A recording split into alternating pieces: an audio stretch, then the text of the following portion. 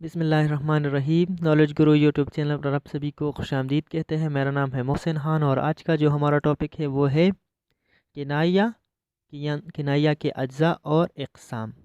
آج کے اس ویڈیو میں ہم کنایہ کی تعریف کریں گے، ساتھ ہی ساتھ اس کے اجزاء کی وضاحت کریں گے اور آپ کو ویڈیو کا آخر میں اقسام بھی دکھائیں گے، اور انشاءاللہ اگلے ویڈیو میں ہم اس کے اقسام کی وضاحت کریں گے۔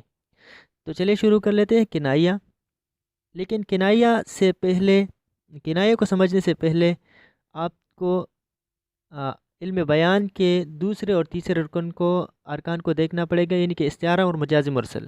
یہ استعارہ کیا ہوتا ہے؟ جب کوئی لفظ اپنے مجازی معنوں میں اس طرح استعمال کیا جائے کہ اس کے حقیقی اور مجازی معنوں میں تشبیہ کا تعلق پایا جائے تو اسے استعارہ کہا جاتا ہے۔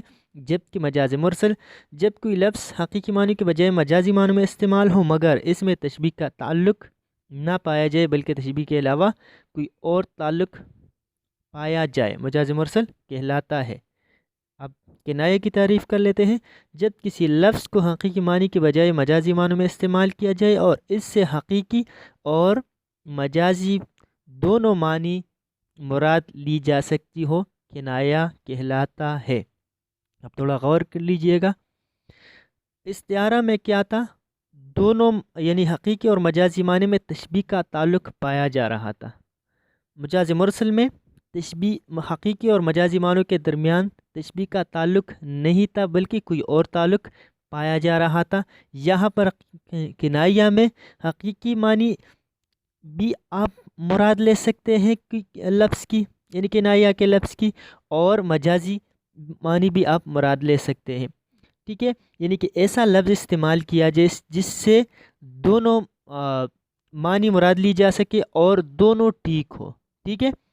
تو اسی طرح کے لفظ کو کنایہ کہا جاتا ہے، جیسے کہ بال سفید ہو گئے مگر عادت نہ گئی، جہاں پر سفید ہونا کنایہ ہے، ٹھیک ہے؟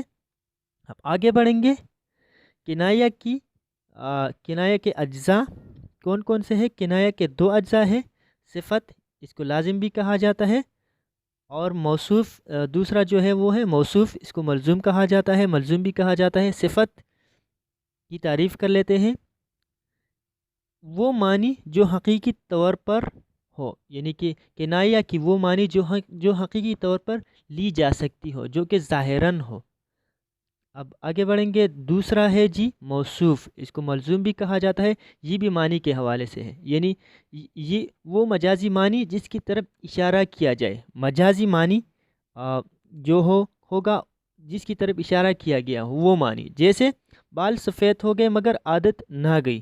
یہاں پر سفید ہونا، بال سفید ہو گئے، سفید ہونا ظاہری سی بات ہے، تو یہ کیا ہوئی؟ یہ صفت ہوئی، صفت یعنی لازم ہوئی جو ظاہری معنی دے رہا ہے۔ اور مجازی معنی کیا ہوگی؟ بوڑھا ہونا، ٹھیک ہے؟ یعنی کہ بال سفید ہو گئے تو یہ دو معنی دے رہے ہیں، یعنی کہ سب سے پہلے تو یہ کہ بال سفید ہو گئے، بس ایسا معنی بھی ٹھیک ہے، یعنی کہ اس کے بال سفید ہے، ٹھیک ہے؟ اور دوسرا معنی بال سفید ہو گئے، بال سفید ہونا یہاں پر مراد ہوگی بوڑھا ہونا، مجازی معنی کیا ہوگی؟ بوڑھا ہونا، یعنی کہ وہ بوڑھے ہو گئے، ٹھیک ہے؟ تو اسی طرح کے الفاظ کو کنایہ کہیں گے جس سے دونوں معنی مراد لی جا سکے، ٹھیک ہے؟ اور یہاں پر ہم نے سفید کو صفت بھی آپ کو بتا دیا کہ اس طرح جب استعمال ہوگا تو صفت ہوگا، اور اگر اسی طرح استعمال ہوگا تو موصوف ہوگا۔ آگے بڑھتے ہیں، کنایہ کی اقسام آپ کو دکھا دیتے ہیں۔ کنایہ کی اقسام: کنایہ قریب، کنایہ بعید، تلمیح، رمز، ایما، اور آخری یعنی چھٹا تعریض۔ انشاءاللہ اگلے لیکچر میں اس کو کور کریں گے۔